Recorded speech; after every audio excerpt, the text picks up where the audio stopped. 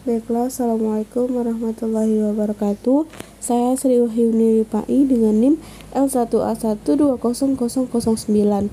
Di sini saya akan menjelaskan materi tentang statistika non parametrik dari mata kuliah Statistika Hutan dengan dosen pengampu Bapak Dr. Pors Bambang Irawan, SP, MSc, IPU. Statistika dibedakan menjadi dua. Satu, statistika deskriptif bertujuan dan digunakan untuk menggambarkan atau mendeskripsikan data atau fakta-fakta tanpa menarik kesimpulan terhadap populasi. Statistika induktif atau inferensial bertujuan dan digunakan untuk meneneralisasikan hasil temuan yang diperoleh pada sampel terhadap populasi. Statistik inferensial dibedakan menjadi dua, yaitu statistik parametrik dan statistik non-parametrik. Asumsi-asumsi parametrik. Sampel atau data diambil dari populasi memiliki distribusi normal atau distribusi lain. Pada uji T dan uji F, untuk dua sampel atau lebih, kedua sampel diambil dari dua populasi yang mempunyai varian sama atau homoskedastis. Variabel atau data yang diuji data bertipe interval atau rasio yang tingkatnya lebih tinggi dari data tipe normal atau ordinal. Ukuran sampel yang memadai direkomendasikan lebih besar dari 30 per kelompok. Pengertian.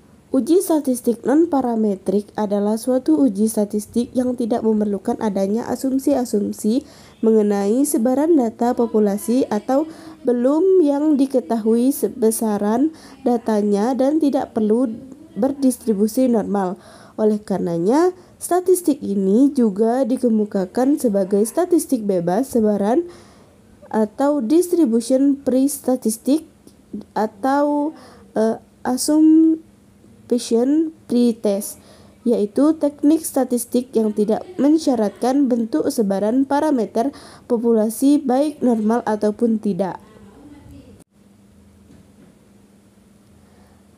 Kapan sih statistik non-parametrik itu digunakan? Metode statistika non-parametrik digunakan bila salah satu parameter statistika parametrik tidak terpenuhi. Keuntungan dan kerugian statistik non-parametrik. Keuntungan ada 4, yaitu 1. Tidak peduli bentuk distribusi populasi. 2. Dapat digunakan untuk jumlah sampel kecil. 3. Untuk data berbentuk ranking plus atau minus. Yang keempat, dapat digunakan pada data yang hanya mengklasifikasikan sesuatu atau skala normal. Kerugian ada 2, yaitu 1. Mengabaikan informasi yang penting karena nilai variabel diganti dengan nilai ranking. 2. Hasil pengujian tidak setajam uji parametrik. Hipotesis. Hipotesis adalah jawaban sementara terhadap rumusan masalah penelitian. Dikatakan sementara karena jawaban yang diberikan baru berdasarkan pada teori dan belum teruji berdasarkan data empirik.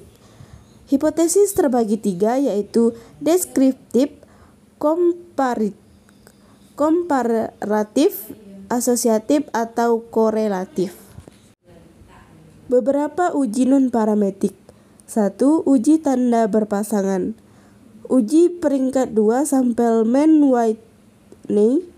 Uji peringkat 2 sampel Wilcoxon. Uji korelasi peringkat Spearman.